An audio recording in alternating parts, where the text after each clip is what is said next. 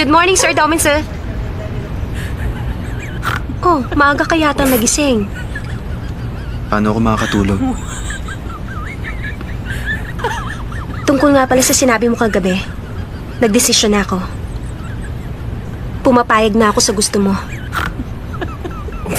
Sa loob ng 2 buwan, gagawin ko ang makakaya ko. Pangako yon.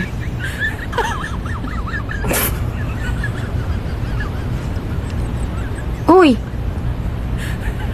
Hoy! Narinig mo ba sinabi ko? Tao, Misa! Bakit ka ba sumisigaw? Narinig ko lahat ng sinabi mo. Bakit ka namumula? Hindi ako namumula, no? O sige, magpapalit na ako ng damit.